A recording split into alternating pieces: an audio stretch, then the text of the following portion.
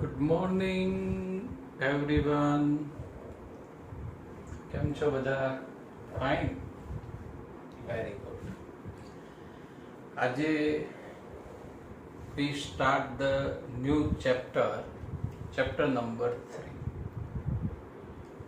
Chapter is very easy, interesting and useful in our daily life. ચેપ્ટરની જે પ્રસ્તાવના વિદ્યાર્થી મિત્રો, વિદ્યુત પ્રવાહ, ઇલેક્ટ્રિક કરંટ. આપણામાંથી કેટલાક વિદ્યાર્થીઓને આનો એક્સપિરિયન્સ પણ થયો હશે. તો વિદ્યુત પ્રવાહને 3 ભાગમાં વિભાજિત કરી શકાય. 3 ભાગમાં. એક ડીસી પ્રવાહ, ડાયરેક્ટ કરંટ, જે આપણે આ ચેપ્ટરની અંદર ડિટેલ્સમાં ભણીશું. અને ડીસી પ્રવાહ આપણને ક્યાંથી મળશે? બેટરીમાંથી. બેટરીનો યુઝ વિદ્યાર્થી મિત્રો કયા કયા એપ્લાયન્સીસમાં થાય છે? તો મેઇનલી યુઝ થાય આપણે મોબાઈલમાં, પછી રેડિયોમાં, કેટલાક ટોયઝની અંદર બેટરીનો યુઝ થાય છે. તો આ મોબાઈલ, રેડિયો અને રમકડાઓના જે પરિપથ રહે, એ પરિપથમાં કયો પ્રવાહ વહેતો હોય? ડીસી પ્રવાહ, જે આ ચેપ્ટરની અંદર આપણે ભણવાનું છે. અને બેટરીનો પરિપથ માટેનો સંકેત આકૃતિમાં દર્શાવ્યો છે. એક લાઈન મોટી આવશે અને એક લાઈન નાની આવશે. અને બેટરીનો પોઝિટિવ ટર્મિનલ કહેવાશે, મોટી લાઈન હોય, અને આને બેટરીનો નેગેટિવ ટર્મિનલ કહેવાશે.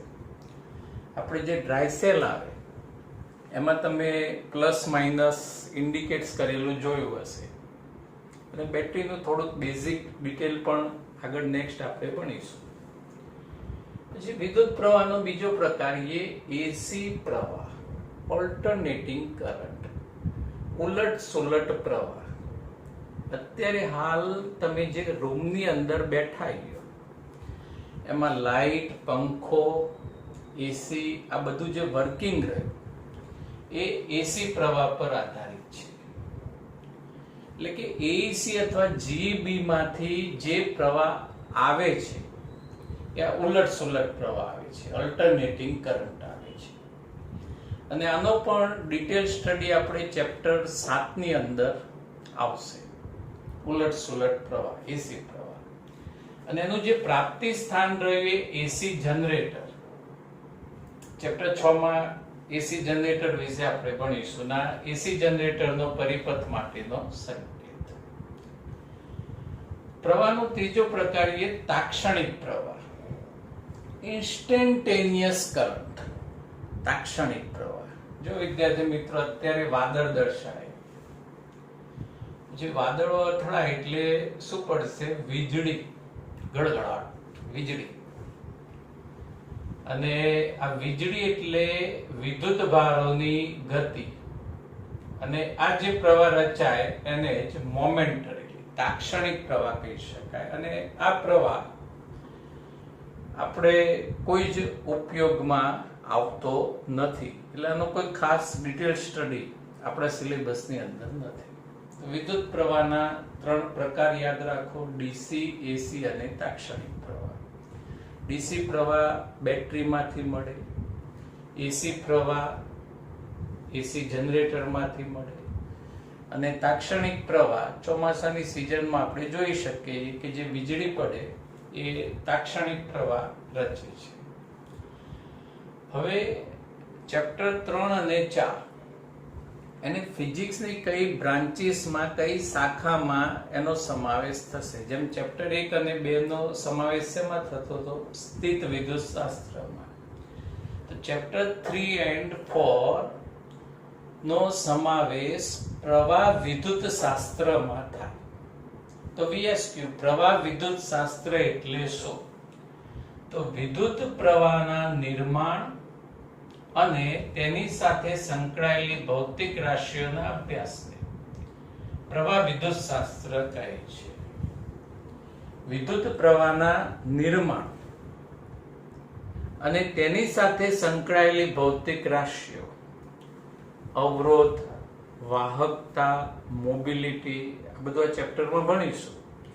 તો તેની સાથે સંકળાયેલી રાશિઓના અભ્યાસને પ્રવાહ વિદ્યુત શાસ્ત્ર કહે છે. હવે વિદ્યાર્થી મિત્રો, વિદ્યુત પ્રવાહનું નિર્માણ શેના લીધે થાય છે? પ્રવાહ શેના કારણે રચાય છે? તો વિદ્યુત ભારોની ગતિના લીધે વિદ્યુત પ્રવાહનું નિર્માણ થાય છે. ખાલી જગ્યાની ગતિના લીધે વિદ્યુત પ્રવાહનું નિર્માણ થાય છે. શું જવાબ આવશે? વિદ્યુત ભારોની ગતિ. ને આવું પણ કહી શકે કે વિદ્યુત ભારોની ગતિના લીધે ખાલી જગ્યાનું નિર્માણ થાય છે. વિદ્યુત પ્રવાહ, વિદ્યુત ભાર હોય, આ કોઈ વિદ્યુત ભાર છે, આપણે નોન કો વિદ્યુત ભાર લઈ લઈએ, ધન અથવા ઋણ, અને આને કોઈક રીતે તમે ઉર્જા આપો. કઈ રીતે ઉર્જા અપાશે આપણે સ્ટેપ બાય સ્ટેપ ફિઝિક્સમાં જોઈશું બધું. અને આ વિદ્યુત ભાર ગતિ કરવા લાગે, દોડે, તારીએ જાય જાય જાય જાય જાય, એટલે વિદ્યુત ભાર જેવો ગતિ કરે એવું શેનું નિર્માણ થશે? વિદ્યુત પ્રવાહનું નિર્માણ થાય છે. એટલે બીજો પોઈન્ટ પણ VSQ બેઝ થયો કે વિદ્યુત ભારોની ગતિના લીધે વિદ્યુત પ્રવાહનું નિર્માણ થાય છે. વિદ્યુત પ્રવાહની વ્યાખ્યા સમજીએ કે વિદ્યુત પ્રવાહ એટલે શું? તો વિદ્યુત પ્રવાહની વ્યાખ્યા વાહકના કોઈ આડછેદમાંથી એકમ સમયમાં પસાર થતા વિદ્યુત ભારના જથ્થાને વિદ્યુત પ્રવાહ કહે છે. વિદ્યાર્થી મિત્રો, વ્યાખ્યા સમજો. વાહક એટલે આપણા ઘરમાં જે વાયરિંગ હોય એનો એક વાયર આપણે અહીંયા ધ્યાનમાં લઈએ, કોપર વાયર. અને જે આઉટડોર વાયરિંગ હોય છે AC અથવા GB નું, એમાં એલ્યુમિનિયમના વાયર યુઝ થાય છે, એટલે કોઈ વાહકતા. પછી અહીંયા એક આડછેદ આપણે વિચારીએ, આડછેદ એટલે વિદ્યાર્થી મિત્રો, ધારો કે આ કોપરનો વાયર છે અને અહીંયા તમે કોઈ આડછેદ વિચારી શકો, આડછેદ કાલ્પનિક વસ્તુ. પછી અહીંયા સ્ટોપવોચ લઈને એક જગ્યાએ ઉભા રહેવા અને એકમ સમયમાં જે વિદ્યુત ભારો ગતિ કરે અને એને શું કહેવામાં આવશે? વિદ્યુત પ્રવાહ. એટલે આની વ્યાખ્યા વિદ્યાર્થી મિત્રો, આ વાહકતા એટલે વાહકના કોઈ આડછેદ પાસેથી એકમ સમયમાં પસાર થતા વિદ્યુત ભારના જથ્થાને વિદ્યુત પ્રવાહ કહે છે. VSQ, વિદ્યુત પ્રવાહ એટલે શું? તો શું આવશે વ્યાખ્યા? બોલો તો. વાહકના કોઈ આડછેદ પાસેથી એકમ સમયમાં પસાર થતા વિદ્યુત ભારના જથ્થાને વિદ્યુત પ્રવાહ કહે છે. હવે ચેપ્ટરનું પ્રથમ મેથેમેટિકલ એક્સપ્રેશન જોઈએ, યાદ રાખીશું આપણે. જો t સમયમાં આ કોઈ આડછેદ પાસેથી પસાર થતો વિદ્યુત ભારનો જથ્થો q હોય તો વ્યાખ્યા અનુસાર I is equal to q by t. q વિદ્યુત ભારનો જથ્થો અને t સમય. અને આ સમીકરણ ત્યારે જ ઉપયોગમાં લેવું જ્યારે વિદ્યુત ભારનું સ્થાયી વહન થતું હોય. સ્થાયી વહન એટલે ધારો કે આ વિદ્યુત ભારનો જથ્થો 3 એકમ છે, પછી પણ આવતો જથ્થો 3 એકમ હોય, પછી પણ આવતો જથ્થો 3 એકમ હોય, પછી પણ આવતો જથ્થો 3 એકમ હોય. તો આવી સ્થિતિમાં પ્રવાહ I નું સૂત્ર I is equal to q by t. તો ચેપ્ટર 3 નું પહેલું જ મેથેમેટિકલ એક્સપ્રેશન બરાબર માઇન્ડમાં ફિટ કરી દો કે વિદ્યુત ભારના સ્થાયી વહન માટે પ્રવાહનું સૂત્ર I is equal to qt, q by t. Okay. હવે વિદ્યુત પ્રવાહનો SI એકમ, પ્રવાહનો SI એકમ એમ્પિયર, અને એમ્પિયરમાં જો અનુકૂળતા ના હોય તો qt પરથી શું લખાશે? કુલમ્બ પર સેકન્ડ, રાઈટ? પછી નાના વિદ્યુત પ્રવાહ માટે મિલી એમ્પિયર, તો મિલી માટે લખાય 10⁻³ એમ્પિયર, તમે જાણો છો. માઇક્રો એમ્પિયર 10⁻⁶ એમ્પિયર, પ્રવાહના નાના મૂલ્યના એકમો થયા. વિદ્યુત પ્રવાહનું પારિમાણિક સૂત્ર M0 L0 T0 A1, વિદ્યુત પ્રવાહનું પારિમાણિક સૂત્ર. હવે વિદ્યાર્થી મિત્રો, 1 એમ્પિયરની વ્યાખ્યા આપો. આ 1 એમ્પિયરની વ્યાખ્યા આપણે ચેપ્ટર 4 માં પણ આવશે, પણ સહેજ અલગ આવશે ને અત્યારે હાલ 1 એમ્પિયરની વ્યાખ્યા. તો 1 એમ્પિયરની વ્યાખ્યા સમજવા માટે આજે સંબંધ I 1 એમ્પિયર, અને આ બાજુ જમણી બાજુ શું છે? Q/T. Q એટલે વિદ્યુતભાર, 1 કુલમ, અને અહીંયા લઈ લઈએ 1 સેકન્ડ, એટલે 1/1 એટલે 1 એમ્પિયર થઈ જાય. તો આના પરથી 1 એમ્પિયરની વ્યાખ્યા રીતે લખી શકાય કે જો વાહકના કોઈ આડછેદમાંથી 1 સેકન્ડમાં પસાર થતો વિદ્યુતભારનો જથ્થો 1 કુલંબ હોય તો તેમાંથી પસાર થતો વિદ્યુત પ્રવાહ 1 એમ્પિયર છે તેમ કહેવાય. વિદ્યુત પ્રવાહની વ્યાખ્યા યાદ હશે તો 1 એમ્પિયરની વ્યાખ્યા તમે ઈઝીલી લખી શકો કે વાહકના કોઈ આડછેદમાંથી 1 સેકન્ડમાં પસાર થતો વિદ્યુતભારનો જથ્થો 1 કુલંબ હોય તો વિદ્યુત પ્રવાહ 1 એમ્પિયર છે તેમ કહેવાય. હવે ધારો કે એક્ઝામમાં એવું પૂછાઈ ગયું VSQ માં કે MCQ માં 2 એમ્પિયર નું અર્થઘટન સ્પષ્ટ કરો. 2 એમ્પિયર પ્રવાહ એટલે શું? 2 એમ્પિયરની વ્યાખ્યા આપો. તેની વ્યાખ્યા થશે વાહકના કોઈ આડછેદમાંથી 1 સેકન્ડમાં પસાર થતો વિદ્યુતભારનો જથ્થો 2 સેકન્ડ હોય તો તેમાંથી પસાર થતો વિદ્યુત પ્રવાહ 2 એમ્પિયર છે તેમ કહેવાય. કેમ કે 2 એમ્પિયર ઇઝ ઇક્વલ ટુ લખાય આ રીતે વિદ્યાર્થી મિત્રો 2 કુલમ પર સેકન્ડ. એટલે અહીંયા ખાલી 1 કુલમની જગ્યાએ 2 કુલમ, અને અહીંયા આવશે 2 એમ્પિયર. કરેક્ટ?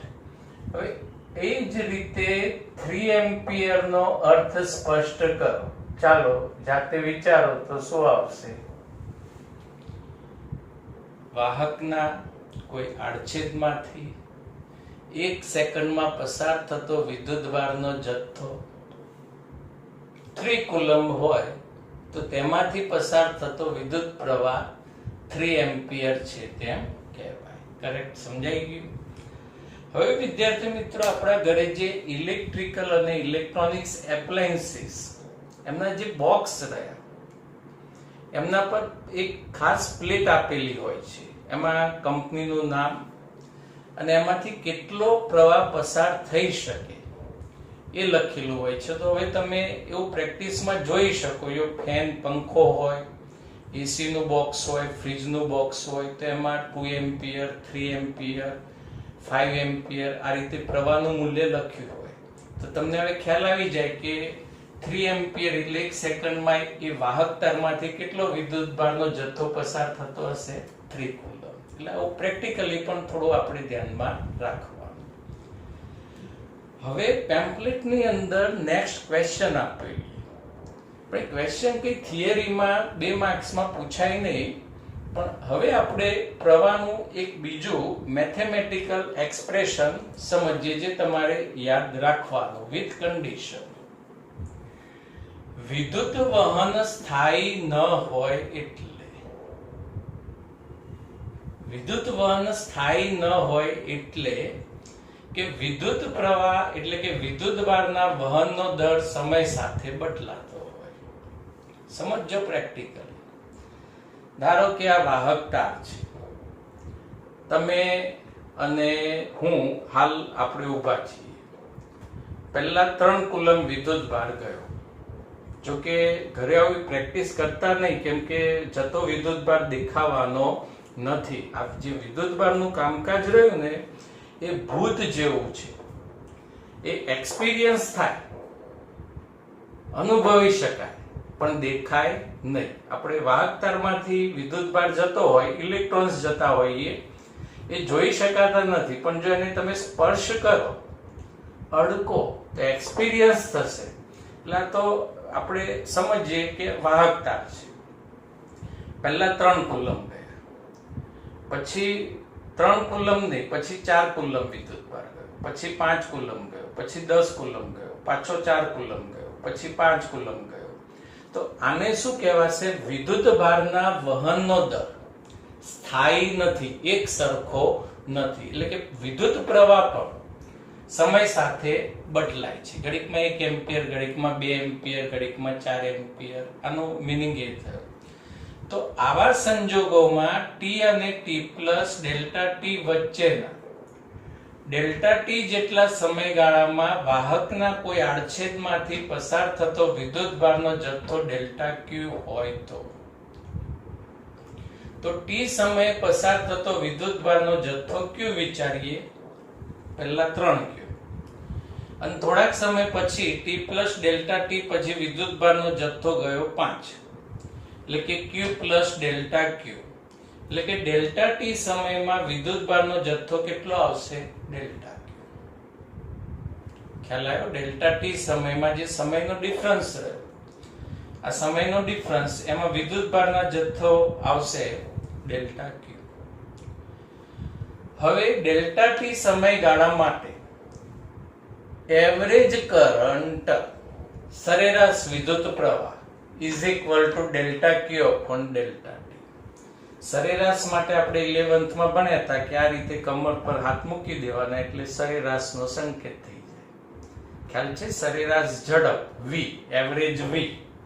સૂત્ર કયું આવતું? Delta x upon delta t. એમાં સરેરાશ વિદ્યુત પ્રવાહ is equal to delta Q upon delta t.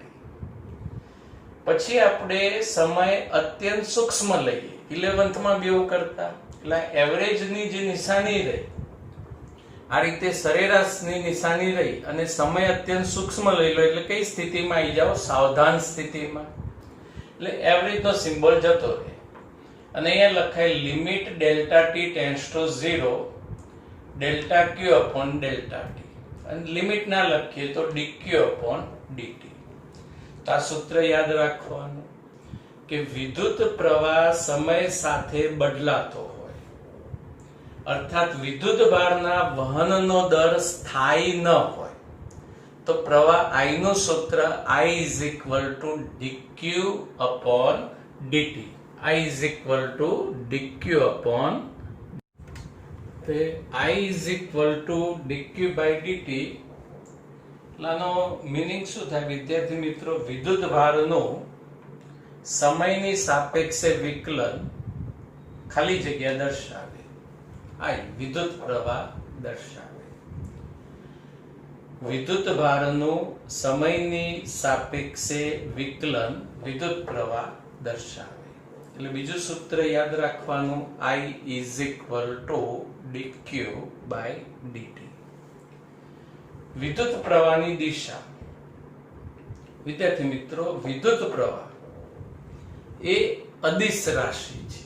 આગળ આપણે વ્યાખ્યાયિત કરીશું. વિદ્યુત પ્રવાહ અદિશ રાશિ, છતાં એને દિશા છે. એની 2 દિશા આવશે. એક રૈવાજિક દિશા. આ રૈવાજિક દિશાને પ્રણાલીગત દિશા પણ કહેવાય. પણ તમને એમ થાય કે સાહેબ રૈવાજિક દિશા, પ્રણાલીગત દિશા એટલે શું? તો આપણા બાપ દાદાઓએ જે દિશા નક્કી કરી છે એને રિવાજ મુજબ રૈવાજિક દિશા, પ્રણાલી મુજબ પ્રણાલીગત દિશા કહી શકાય. હવે રૈવાજિક દિશા કઈ એ આપણે સમજીએ, અને એ સમજ્યા પછી આ દિશા ખાસ યાદ રાખવાની રહેશે. એનું કારણ પછી કહું. ધન વિદ્યુતભારના ગતિની દિશા. ધન વિદ્યુતભારના ગતિની દિશા એ રૈવાજિક દિશા કહેવાય. તો ચાલો વિદ્યાર્થી મિત્રો, ધન વિદ્યુતભાર કઈ તરફ ગતિ કરતા હોય? ચાલો ફટાફટ વિચારો. તો ધન વિદ્યુતભાર કઈ તરફ ગતિ કરતા હોય? ઋણ તરફ. એટલે રૈવાજિક પ્રવાહની દિશા એ ધનથી ઋણ તરફ ગણાય. અને વ્યવસ્થિત પ્રોપરલી ધ્યાનમાં લે તો બેટરીના ધનથી ઋણ તરફ. યાદ રાખજો, કેમ કે આપણે ફિઝિક્સમાં ચેપ્ટર 3 પછી જે પણ એક્ઝામ્પલ એમસીક્યુ આવશે, પ્રવાહની દિશા આપણે જ્યારે જાતે નક્કી કરવાની થશે, એટલે આપણા બાપ દાદાઓનો જ આપણે માનીશું. એટલે કે પ્રવાહની દિશા ફિઝિક્સની અંદર કઈ લઈશું? બેટરીના ધનથી ઋણ જ લઈશું. બેટરીના ધનથી ઋણ દિશા જ લઈશું. હવે બીજી દિશા છે ખરેખર પ્રવાહની દિશા, સાચી દિશા. તો ઋણ વિદ્યુત ભારિત ઇલેક્ટ્રોનની દિશા. ઇલેક્ટ્રોનની જે દિશા રહી, ગતિની દિશા રહી, એ જ સાચી પ્રવાહની દિશા છે. હવે ઋણ વિદ્યુત ભાર કઈ તરફ ગતિ કરવાના? ધન તરફ. કઈ તરફ? ધન તરફ. એટલે એ જ દિશા રહી બેટરીના ઋણથી ધન તરફની દિશા ગણાય. પણ આ દિશાનો ઉપયોગ આપણે ફિઝિક્સમાં ક્યાંય પણ કરીશું નહીં, ભલે સાચી દિશા રહે. કેમિસ્ટ્રીની અંદર જ્યારે તમારે પ્રવાહની દિશા લેવામાં આવે ત્યારે સાચી દિશા લેવાની, અને ફિઝિક્સમાં જ્યારે પ્રવાહની દિશા કન્સિડર કરવાની આવે ત્યારે કઈ દિશા લેવાની? રૈવાજિક દિશા. આપણા બાપ દાદાઓએ જે નક્કી કરી છે એ જ દિશા આપણે લેવાની. ભલે દિશા ખોટી છે, પણ આપણા જે જવાબ, આપણા જે પરિણામ, એમાં કોઈ જ ફેર પડશે નહીં, એટલે ચિંતા કરવાની નહીં. પણ આટલી વસ્તુ યાદ રાખજો. હવે જુદા જુદા પદાર્થોમાં વિદ્યુતનું વહન શેના કારણે થાય છે? કયા વિદ્યુત ભારોને કારણે થાય છે? વીએસક્યુ માટે આપણે 4 પદાર્થોનું એનાલિસિસ કરીએ. પહેલા તો ધાતુ પદાર્થ, ધાત્વિક પદાર્થ, કંડક્ટર્સ. તેમાં વિદ્યુત ભાર વાહકો તરીકે, આને શોર્ટ ફોર્મમાં વિભાવા બી કહેવાય. વિદ્યુત ભાર વાહકો, ઇલેક્ટ્રિક ચાર્જ કેરિયર, વિભાવા, મુક્ત ઇલેક્ટ્રોન હોય છે. પછી વિવિધ દ્રાવણ, વિદ્યુત વિભાજ્ય દ્રાવણ, ઇલેક્ટ્રોલાઇટ્સ. કેમિસ્ટ્રીમાં વધુ આવે છે આ વિદ્યુત વિભાજ્ય દ્રાવણ, જેમાં ધન અને ઋણ આયનો ની પરસ્પર વિરુદ્ધ ગતિના લીધે પ્રવાહનું નિર્માણ થાય છે. કેથોડ, એનોડ, આવું બધું કેમિસ્ટ્રીમાં આવશે. કેટાયન, એનાયન અને એટલે ધન આયન અને ઋણ આયનની પરસ્પર વિરુદ્ધ દિશામાં ગતિ. સેમી કંડક્ટર્સ, અર્ધવાહક, સિલિકોન, જર્મેનિયમ, કાર્બન, એક્સેટ્રા. ફિઝિક્સનું આપણું જે લાસ્ટ સૌથી મોટું ચેપ્ટર રહ્યું સેમી કંડક્ટર્સ, એમાં આપણે બહુ ડિટેલ્સમાં ભણવાના છીએ. તો એમાં વિદ્યુતનું વહન ઇલેક્ટ્રોન અને હોલ્સ દ્વારા થાય છે. આંશિક થોડુંક ઇલેક્ટ્રોન દ્વારા અને થોડુંક હોલ્સ દ્વારા થાય છે. હોલ્સ એ શબ્દ હાલ નવો છે, પણ એ ચેપ્ટર 14 વખતે આપણે સમજીશું. અને આયનીકરણ પામેલો વાયુ, આયનીકરણ પામેલો વાયુ. આયનીકરણ પામેલો વાયુ એક તો લેબોરેટરીમાં તૈયાર કરી શકાય, અને જો કુદરતની અંદર આપણે જો જોવો હોય તો પૃથ્વીનું જે વાતાવરણ રહ્યું એના સૌથી ટોપમોસ્ટ લેયર પર તમારે જવું પડે. ફાઇટર પ્લેન, વિમાન, હેલિકોપ્ટર લઈને સૌથી ઉપરના લેયર સુધી જવું પડે. તો એ આયનીકરણ પામેલા વાયુમાં, અને જો નામ પરથી જ ખબર પડી જાય, આયનીકરણ એટલે ઇલેક્ટ્રોન છૂટા પડી ધન આયન બન્યા હોય. તો આ આયનીકરણ પામેલા વાયુમાં વિદ્યુતનું વહન ઇલેક્ટ્રોન અને ધન આયનો દ્વારા થાય છે. ઇલેક્ટ્રોન અને ધન આયન દ્વારા થાય છે.